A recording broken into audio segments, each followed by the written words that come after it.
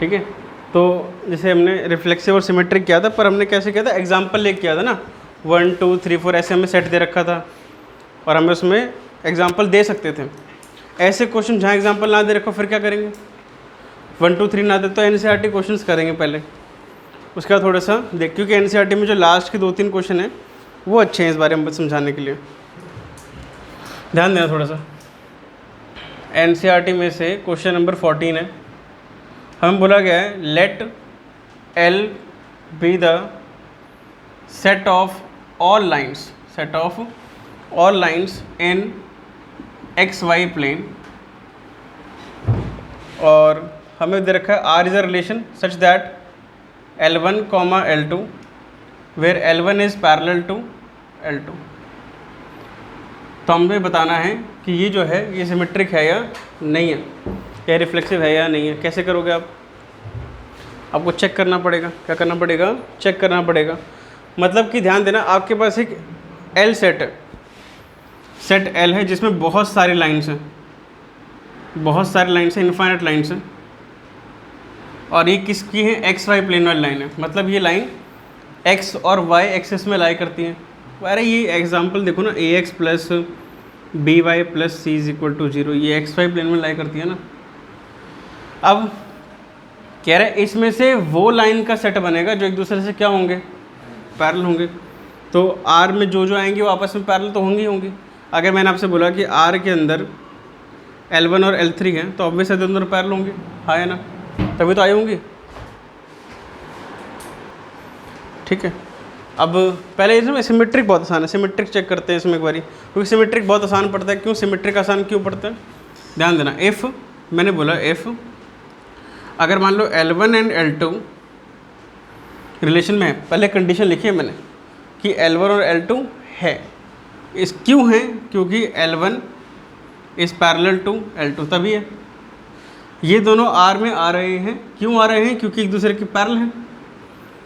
तो अब देखो ये लाइन 1 है, ये लाइन 2 है, तो ऑब्वियस सी बात है अगर लाइन 1 इसके पैरेलल है तो ये भी तो इसके पैरेलल होगी। सो L2, L1 also lies in R। क्यों, क्योंकि L2 भी तो किसके पैरेलल होगी, ये तो हर लाइन के लिए होगा। फिर जितनी भी इधर लाइन लिखोगे आप, जितनी भी लाइंस का सेट बनेगा इसके अंदर, वो तो आपस में पैरेलल होंगी, एक इसके पैरेलल तो दूसरे के पैरेलल होगी, तो सिमेट्रिक तो ये है। तो आप क्या बोलोगे, as A, B belongs to R, if A, B belongs to R and B, A also belongs to R, for all A, B belongs to set A। हम जिस सेट की बात कर रहे हैं अगर उस सभी सेट के हमें उल्टे जो हैं ऑर्डर पेयर मिल जाए तो क्या है, सिमेट्रिक तो वो है। हाँ, फिर बताए क्या ये रिफ्लेक्सिव है, हाँ ये है रिफ्लेक्सिव क्यों, क्योंकि L, L belongs to R for all L1, L1 belongs to R for all L1 belongs to L। कहने का मतलब क्या है, अरे एक लाइन खुद के पैरेलल तो हो ही जाएगी ना।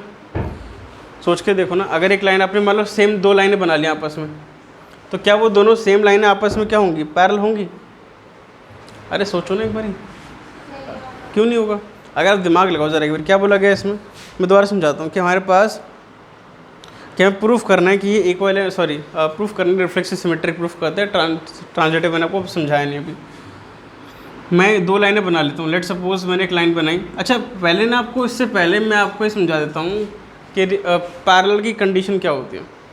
अगर 2 लाइन आपस में पैरेलल है तो उसकी कंडीशन क्या है। अगर मान लो मैंने 2 लाइन लिखी, A1x plus B1y plus C1 is equal to 0, A2x plus B2y plus C2 is equal to 0। और अगर आप चाहते हो कि ये दोनों लाइन आपस में पैरेलल हों तो for L1 is parallel to L2, A1/A2 का जो रेशो है वो B1/B2 के रेशो के बराबर आना चाहिए। अगर तो ये रेशो बराबर हैं तो ये लाइन पैरेलल है। ठीक है, एग्जाम्पल इसका x plus 2y plus 7 is equal to 0, 2x plus 4y plus 8 is equal to 0। हमें इन दोनों से मतलब नहीं है, हमें इन दोनों से मतलब है। इसका रेशो निकालो, यहाँ 1 लिखा है, कुछ नहीं लिखा तो 1 मानते हैं ना, 1/2 और 2/4 कितना होता है 1/2। तो क्या इसका रेशो और इसका रेशो बराबर आ रहा है? हाँ, तो ये लाइन पैरेलल है। अरे 1/2 करोगे और 2/4 करोगे तो दोनों रेशो बराबर नहीं है, तो लाइन पैरेलल है, ये कंडीशन होती है। तो अगर मान लो आपको 2 लाइन की इक्वेशन दे दूँ मैं, कह रहे ऐसी, देखो ध्यान सुनना, रिफ्लेक्सिव कंडीशन क्या है कि जो एलिमेंट हो, आपने जो एलिमेंट लिखा हो, अगर उसका ड्यूप्लेट मौजूद हो रिलेशन के अंदर, for all L1 belongs to L, जितने भी हमारे पास हैं, ये जितने भी हैं L में, ध्यान सुना रिफ्लेक्सिव कंडीशन क्या थी, जितने भी L में हैं यानी कि जितने भी डोमेन में हैं, अगर उनके ड्यूप्लेट्स मिल जाए रिलेशन के अंदर, अगर उनकी क्या मिल जाए, ड्यूप्लेट्स मिल जाए रिलेशन के अंदर, तो वो रिफ्लेक्सिव होगा। क्या एक लाइन खुद के पैरेलल नहीं हो सकती? सोच के देखो, क्या एक लाइन खुद के पैरेलल नहीं हो सकती? अरे वो अपने आप से कैसे टकराएगी? अगर मैं 2 लाइनें बना लूँ, ये L1 बनाई है मैंने, ठीक है, और दूसरी बनाई, ये भी L1 ही है, बस फ़र्क क्या है इसमें, वही इसका फ़र्क है ना, C1 C2 का मान लेते हैं। चलो C1 C2 छोड़ो, ये दोनों सेम ही लाइन है, तो एक लाइन कभी खुद के पैरेलल कैसे हो सकती है? हो सकती है, अरे हो सकती है ना, क्यों नहीं हो सकती? इंटरसेक्टिंग थोड़ी होगी आपस में। क्या एक लाइन को बोलोगे खुद के टकरा जा? एक लाइन जो है वो खुद के, अरे कोलिनियर वाली बात आती है यहाँ पे वैसे तो, उसमें फिर वो इन्फाइनेटली मैनी सॉल्यूशन में जाती है, ठीक है। अब ये ध्यान देना कि अगर हमारे पास 2 लाइन्स हैं, अगर क्या हैं 2 लाइन, अरे इसको ऐसे सोचो, इसको छोड़ दो, लेट्स सपोज 2 लाइन है, 2 लाइन की इक्वेशन है, एक लाइन L1 है और एक लाइन क्या है L2 है, ठीक है, दोनों सेम लाइन्स हैं, दोनों कैसी लाइन्स हैं? अगर L1 जो है वो खुद के पैरेलल है तो L2 भी खुद के पैरेलल हो सकती है, L3 भी खुद के पैरेलल हो सकती है, L12 भी खुद के पैरेलल हो सकती है, L15 भी खुद के पैरेलल हो सकती है। हर लाइन खुद के पैरेलल आपको मिल ही जाएगी, हर लाइन जो है वो खुद के पैरेलल आपको मिल ही जाएगी। तो आप बोलोगे यहाँ पे hence R is reflexive as well as symmetric. जो R है वो रिफ्लेक्सिव भी है और क्या है, सिमेट्रिक भी है, क्योंकि इसमें वो आएंगे जो आपस में क्या होंगे, एक दूसरे के पैरेलल होंगे। अब ध्यान देना, एक लाइन हम खुद के पैरेलल बोल सकते हैं कि वो खुद के पैरेलल है। अगर एक लाइन खुद के पैरेलल है तो ये इसमें जितनी भी लाइन है वो सारी क्या बन जाएंगी, खुद के पैरेलल बन जाएगी। फिर क्वेश्चन में आगे क्या बोला गया, हमें आगे बोला गया कि हमें एक लाइन दे रखी है, y is equal to 2x plus 4, y is equal to 2x plus 4। कह रहा है आप एक काम करो, आप एक ऐसा रिलेशन निकालो, जिसमें वो सारी लाइंस हों जो इसके पैरेलल हों, मतलब कि रिलेशन ही सेट, अब एक ऐसा सेट निकालो जिसमें L such that L is parallel to y is equal to 2x plus 4। कहने का मतलब क्या है कि आप एक सेट A निकालो और सेट A में वो सारी लाइंस आएँ, सेट A में क्या आएँ, वो सारी लाइंस आएँ जो इस लाइन के पैरेलल हों, जो इस लाइन की क्या हों। मैंने आपको क्या बोला कि रेशो बराबर होना चाहिए, हमें C1 C2 से कोई मतलब, तो बस ये दोनों तो बराबर होने चाहिए। 2x और y बराबर रखो और 4 की जगह क्या पुट कर दो, कुछ भी भाई। अरे देखो, जैसे मान लेते हैं कि y is equal to 2x plus 7 ले लिया और आपसे पूछेगा क्या ये दोनों लाइंस पैरेलल हैं, आप बोलोगे हाँ है। तो पैरेलल होने की कंडीशन क्या है, रेशो बराबर हो, या तो बराबर हो दोनों, या तो रेशो बराबर हो या वो दोनों वैल्यू ही बराबर हो। तो यहाँ पे 2x की जगह 2x लिखा है, y की जगह y लिखा है, 4 की जगह कुछ भी हो, 4 की जगह। तो क्या मैं कह सकता हूँ, the set A is equal to roster form में लिख सकता हूँ L such that L is equal to या L y is equal to 2x plus C की जगह 1 2 3 4 कुछ ही पुट करो, यानी कि मैं ये कह सकता हूँ कि C belongs to any real number. C में कुछ ही पुट कर लो आप, डेसिमल फलाना कुछ ही पुट करो, हमें कोई मतलब नहीं है। तो पैरेलल होने की कंडीशन क्या है कि दोनों लाइंस में या तो रेशो बराबर हो या फिर x और y के कोएफिशिएंट ही सेम हो। जैसे कि मैंने इसमें ऐसे लिख दिया, मैंने x plus 2y is equal to 8। तब से पूछा क्या ये दोनों लाइन पैरेलल है, हाँ है। x का कोएफिशिएंट सेम होना चाहिए और y का कोएफिशिएंट सेम होना चाहिए। अगर x और y का कोएफिशिएंट सेम है तो लाइन क्या होंगी, या फिर बराबर हो या फिर क्या हो, रेशो बराबर हो, जैसे कि 2x प्लस 4y। इनका रेशो बराबर है तो हाँ लाइन पैरेलल है। क्लियर है बात यहाँ तक सभी को? तो यानी कि हमने क्या करा, पहले हमने प्रूफ किया सिमेट्रिक, बहुत आसान लगा मुझे इसके अंदर, क्योंकि L1 is parallel to L2, तो L2 भी किसके पैरेलल होगा, तो ये तो सबके लिए होगा फिर। तो अगर मैं इसको Lx Ly कह दूँ तो बात तो एक ही पड़ेगी, Lx मतलब कुछ भी, या फिर Li Lj, where Li is parallel to Lj, तो Lj is also parallel to Li। अगर Li Lj के पैरेलल है तो Lj भी Li के पैरेलल होगा, वेयर I, J क्या है, I, J किसके बराबर है, 1 2 3 4 एंड सो ऑन। I की वैल्यू 1 2 3 4 n तक है, कुछ भी ले लो, जीरो नहीं ले सकते ना। L1 L2 L3 L4 कुछ भी ले सकते हैं।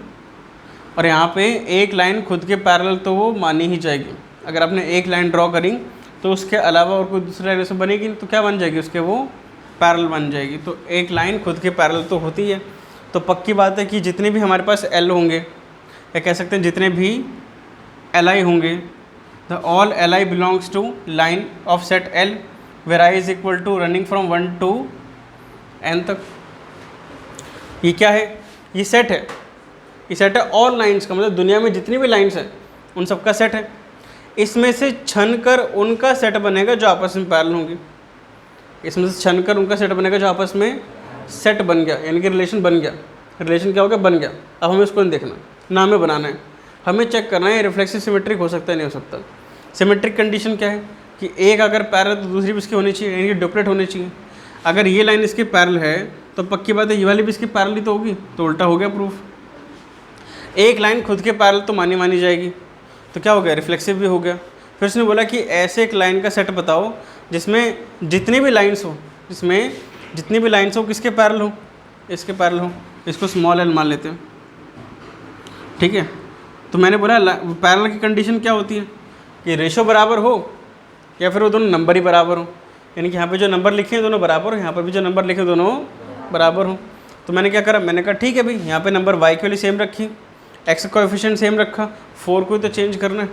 4 की जगह 1 2 3 4 -3 -7 -8 -2.5 जो मर्जी लो, हमें कोई मतलब नहीं है। हमें तो x और y का क्या होना चाहिए, कोएफिशिएंट सेम होना चाहिए।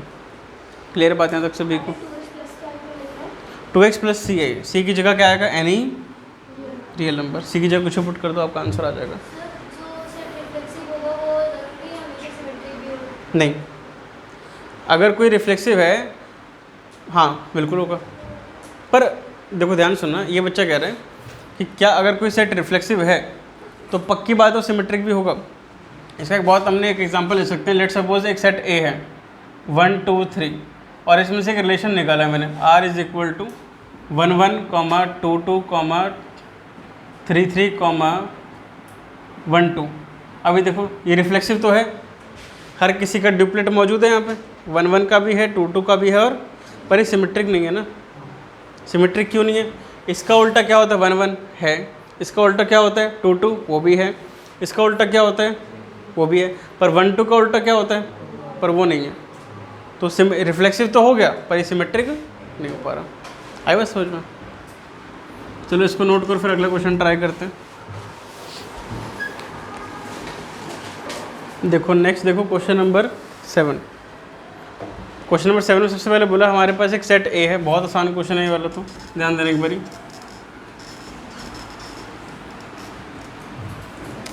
क्वेश्चन नंबर 7 में बोला गया कि हमारे पास एक सेट ए है।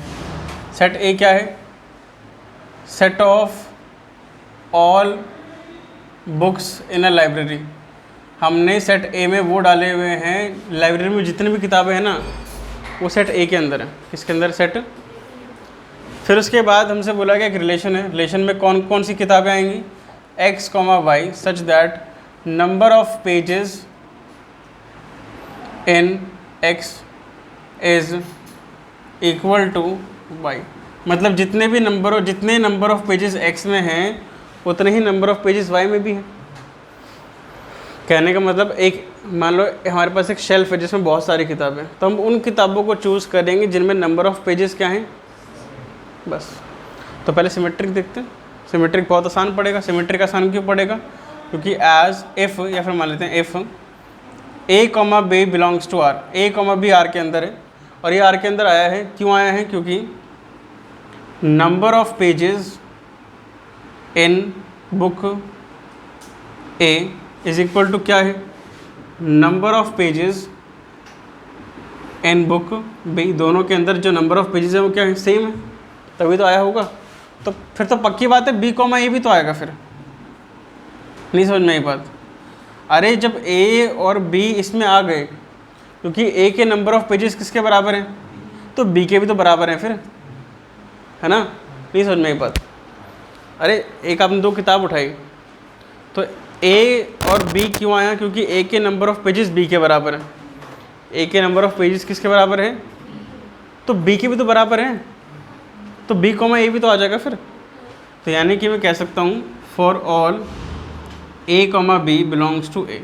यह हर किसी किताब के साथ हो सकता है जिसमें, जो किस में है, ए के अंदर है, जो किसके अंदर है, तो सिमेट्रिक तो है। ये है एग्जाम्पल, मान लो आपने एक 9th की आर डी उठाई और एक 10th की आर डी उठाई, दोनों के अंदर क्या है, इसमें भी 400 पन्ने हैं, इसमें भी 400 पन्ने हैं, तो इसके अंदर आ गया। अब तो फिर 10th की आर डी कॉमा 9th की आर डी भी तो आएगा। 400 पन्ने तो 400 पन्ने ही रहेंगे ना, फिर वही वाली बात है। नहीं समझ में आएगा भी।